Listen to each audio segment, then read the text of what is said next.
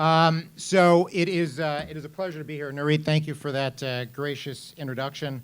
I want to thank INSS, the gold standard in strategic studies, for your sponsorship here as well. The Reut Institute, Gideon Aran, your leadership over a decade ago in calling out and mapping out the BDS network is still something that resonates within the global pro-Israel community. And we thank you for your continuing contribution. And of course, Yossi Hollander and IEP, thank you for bringing us together. As usual, you are, I don't see where Yossi is. Where is Yossi? As usual, you were in the back of the room running everything, but your vision bringing us all together ahead of the curve and identifying trends as they develop and leading your considerable talents and time to making for a better Jewish future. Thank you so much, Yossi. Absolutely. As Nurit said, the topic for this session is the USA we don't know, the broader trends changing the USA.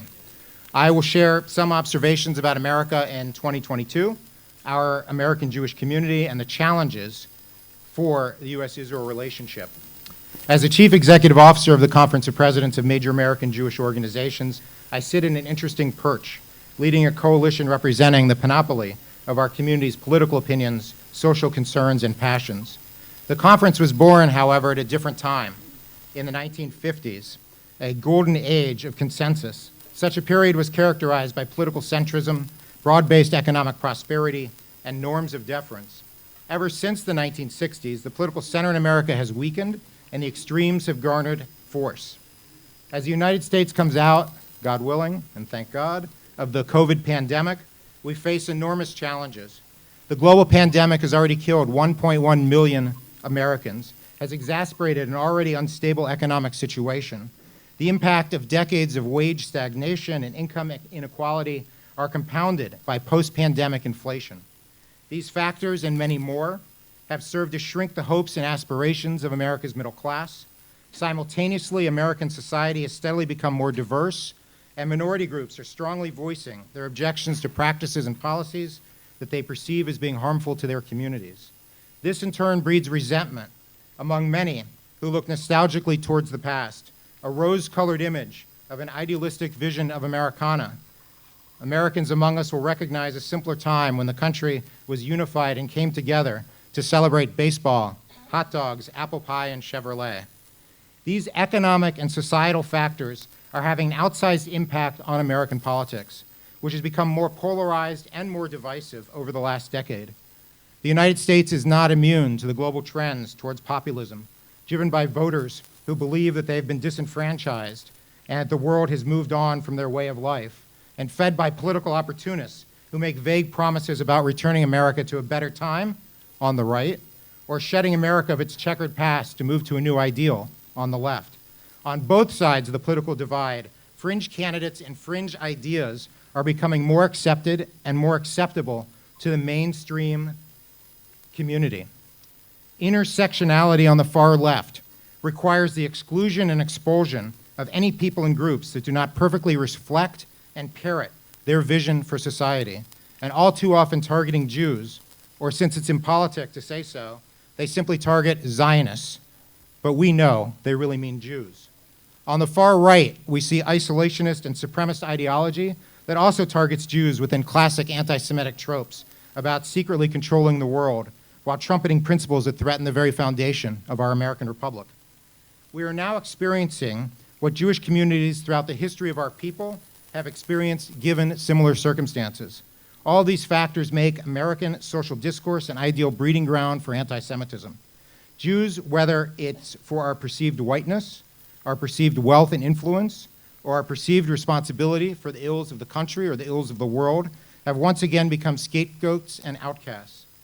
Just in the last weeks, we've seen powerful celebrities and athletes like Kanye West and Kyrie Irving who've blasted out anti-Semitic canards through their social media megaphones, while prominent political candidates use the name of George Soros in a manner similar to claims about the Rothschilds, or refer to AIPAC in a way that's reminiscent of the anti-Semitism in America of the 1930s, such as that of Father Coughlin. Whether it's on social media or on college campuses, in boardrooms, or on the streets of New York, We are seeing anti-Semitism come out of the shadows and become normalized. The vitriol that once existed on 4chan and in the dark web are now in plain sight on Facebook, on Twitter, on TikTok. Synagogues are protested at town board meetings. Thugs in Brooklyn and elsewhere are out on the streets beating up Jews on a regular basis. Jewish students are penalized for their Zionist identity. And as I noted, progressive groups are excluding Zionists in tandem with the far right, sharing their crazy anti-Semitic conspiracy theories. While President Biden and leaders of the Democratic Party have demonstrated a commitment to the defense and security of the State of Israel throughout their political careers, they represent an old guard. We've lost many of the leading Jewish pro-Israel members of Congress to retirement over the past few years. Support for a vibrant U.S.-Israel relationship has enjoyed solid bipartisan support in Congress since the 1970s. While these last 40-odd years have seen remarkable support for Israel, reflecting the shared values and synergies between our two countries, we must do all that we can to ensure that support for a strong U.S.-Israel relationship does not become yet another divisive partisan issue, like those in America of reproductive rights and gun control. There was a time not too long ago when there were people in the Republican Party who supported gun control and supported abortion rights. There was a time not too long ago when there were people in the Democratic Party who opposed gun control and opposed reproductive rights. Not majorities within them, but strong minorities, where there was a discussion and discourse within the parties. Today, both parties are totally free of any sort of dissension on those sorts of cutting divisive issues. We must ensure that the pro-Israel community and the strength of the U.S.-Israel relationship does not fall into that same stratifying trap like every other issue on the American scene. We must be supportive of the elements in both parties that are fighting against isolationism and those that are seeking to demonize and delegitimize the one and only Jewish state. As we worry about the polarization of American domestic politics and its impact on society, the United States continues to face challenges internationally. China is vying for prominence and influence in Asia, the Middle East, and Africa, while regional conflicts continue to destabilize numerous areas across the globe. In the face of these challenges, some voices on both sides of the aisle, Democrat and Republican alike, have called for America to turn back on its role as a global superpower. Driven by this streak of isolationism, progressives would prefer that funds be spent instead of on a robust military presence towards domestic concerns, while those on the right are driven by a new old isolationism that champions America's short-term interests at the cost of long-term international goals, standards, and relationships. The United States remains a superpower, perhaps the superpower. Our robust foreign policy has changed in the post-Iraq War era, from President Obama's refusal to enforce his own red lines in Syria, to President Trump's refusal to respond to Iranian attacks on Saudi Arabia, to President Biden's withdrawal from Afghanistan. A pattern is developed wherein American presidents demonstrate weakness. A weak U.S. posture, as well as the perception of weakness, emboldens America's enemies globally. I will note that President Biden's leadership in leading the world coalition against Russia's invasion of Ukraine pushes back against this trend in an admirable way. I am worried, however, that a long, expensive, and seemingly intractable conflict, along with a cold winter with high energy prices and high inflation, will further the isolationist winds in some circles on both the left and right. Historically, a strong U.S. presence abroad and willingness to involve itself in international affairs is intrinsically linked to a strong Israel. While the IDF is an incredible force providing for Israel's security does not rest alone on the shoulders of Israel. Israel is bolstered by the rock-solid American guarantee to come to their defense. The world, and especially Israel's enemies, know that the United States would move strongly against those who threatens Israel's security, whether it's with sanctions or financial support to replenish Israel's arsenal. A strong U.S. presence abroad and willingness to involve in international affairs, particularly in the Middle East, is linked directly to a strong Israel. The safety and security that flows from being in America's security umbrella flows from the perception of America's willingness to defend those that it is committed to defend.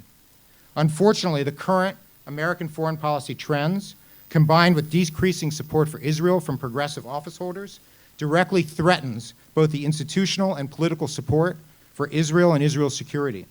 We have already seen instances of this, whether it's comments made by the Squad deprecating Israel, barriers to and criticism of funding for the Iron Dome missile defense system, isolationist senators holding up critical votes that impact Israel's security, or progressive signatories on letters opposing Israel's inclusion as part of the visa waiver program. These instances are indicators of a trend already underway. How do we in America survive in the American Jewish community with this ever-changing world? We understand that to remain useful and relevant, we must be nimble and proactive. As we experience an astounding array of new challenges and opportunity, I and we are committed to ensuring that this century will be brighter for American Jews than the last one. This is something that we must work on together as we co-create, innovate, and dialogue. And we compose the great diversity and strength of American Jewry. Consensus must not be consigned to the past. It is a cornerstone of collective activity. As for the state of Israel, American support for Israel is an essential component of Israel's security. Thus, the trends that show a weakness in certain segments of American society must be treated as the existential threat that they are.